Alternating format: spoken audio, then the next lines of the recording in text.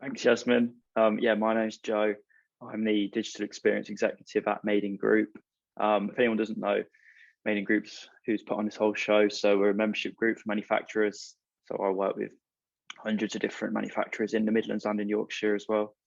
And we do a lot of events and a lot of sort of marketing based stuff as well. So for this section of today's event, we just wanted to look at some best practice for using like video calling software, similar to what we're using right now. However, this presentation is more concentrated on when it's used in a sort of a one-on-one or a smaller group capacity, and looking at how you can sort of use this medium in a natural and professional way, which is also effective in building trust, strengthening relationships, and making a good impression ultimately. So I'm just going to share my screen now.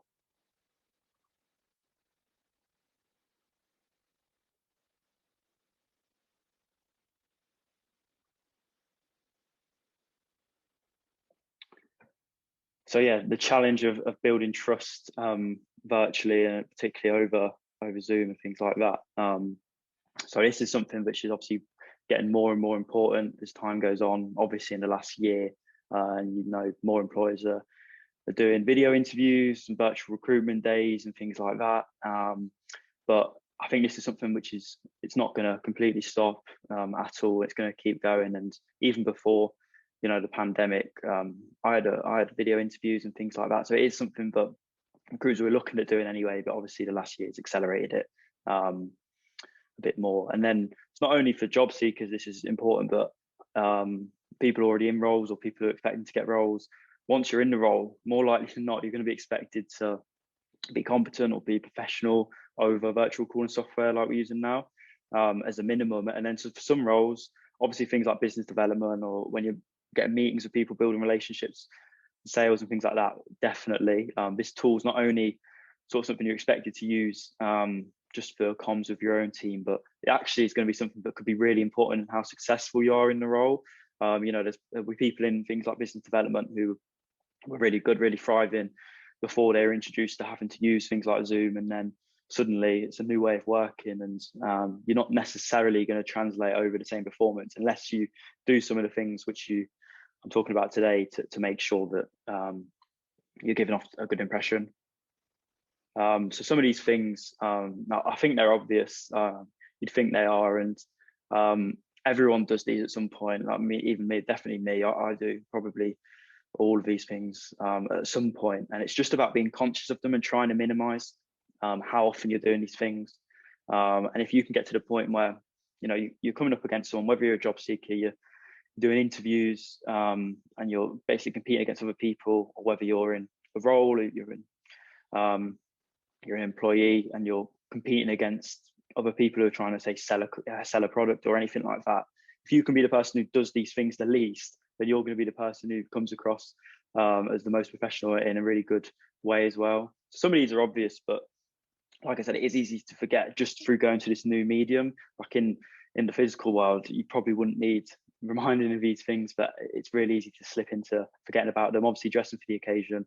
I won't touch on that too much, but if you're iffing and ahhing about, I'm doing a video interview on Zoom, do I really need to wear a shirt? I'd always err on the side of caution, because I'd be shocked if anyone ever looked down on you for dressing a little bit up or being smart or being the best dressed person.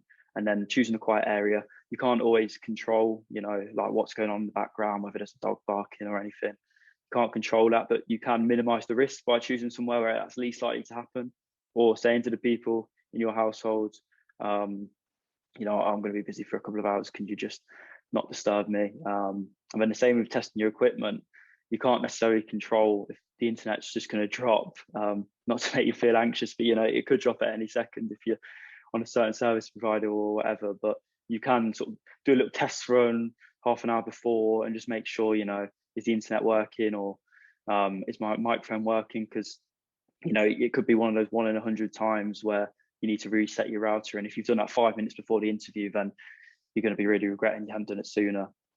And then obviously framing yourself correctly. I suddenly get really conscious of how I'm framed if I talk about this, but just making sure you're just basically, it's not an exact science, but just you're in the middle of the frame, you're decent distance away. But again, like you've probably seen it yourself, we do a lot of events.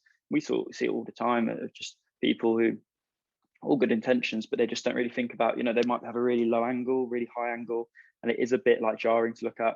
So if you can just make sure that you're doing all that right, and then staying seated and attentive. Again, we do loads of events, and everyone probably does it at some point, but it can be really easy to sort of slip into, I'll just check my emails or something in the background, and then it's probably quite noticeable. So especially if you're doing like a job interview or something like that, you'd never be on your phone in the midst of that. So try and leave the keyboard alone, stay attentive, make it obvious if you're engaged with what's going on, and then just little things, mute yourself when you're not speaking. You've probably heard that before. And then social etiquette, smiling and nodding. It seems crazy, but like, I'm saying that to you because in the physical world, you probably wouldn't need anyone reminding that. But just because of the nature of being behind a screen, I feel like, for me at least, and I feel like I see it quite a lot of other people, it's quite easy to slip into feeling quite like secure, and that you're like the watcher and you're behind a screen. You don't need to think about people potentially watching you all the time. So if you can be that one person who's actually obviously engaged, smiling, nodding when someone says something, showing that you're sort of actively listening, then you can stand out in a really good way if you're doing all those 7 things, as like crazy as that might sound. And then just an opinion at the top, but sort of I feel like it's not necessarily more difficult to build trust over a digital medium like this, virtual medium, but if you're doing the things that you would have done in the real world and just trying to replicate those exactly over Zoom, then it is going to be more difficult because you've got to do different things. And here are just a few things that are going to make it inherently more difficult. Not to use that as an excuse, but just you need to be conscious of these and do things to sort of offset that extended distance. The fact you're not in the same room as someone, obviously, it's more difficult to sort of establish that familiarity of someone. So what are you going to do to sort of to make up for that? And then unclear body language with the framing, obviously.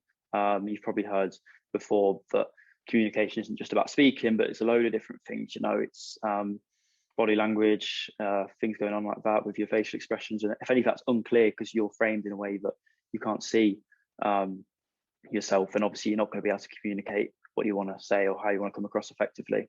And then this last one is going to differ from person to person, but some people will feel a little bit uneasy with making a decision just based on meeting you through a screen.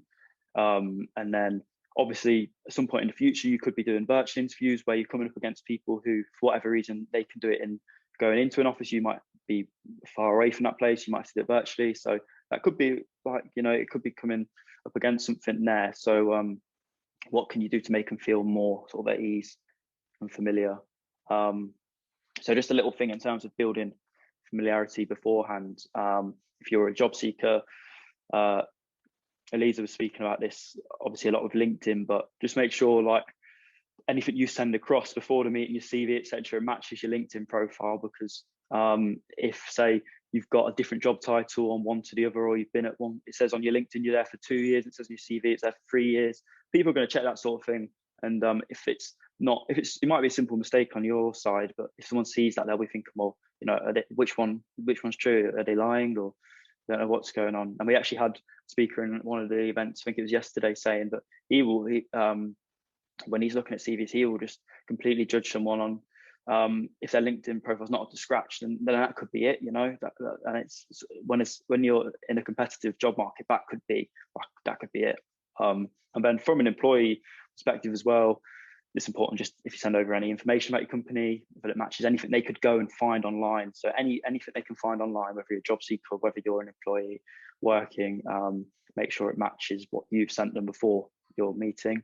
And there's probably loads of different softwares out there. I've put Loom, not Zoom, Loom with an L, and it's basically just a way that you can record the screen and record yourself at the same time.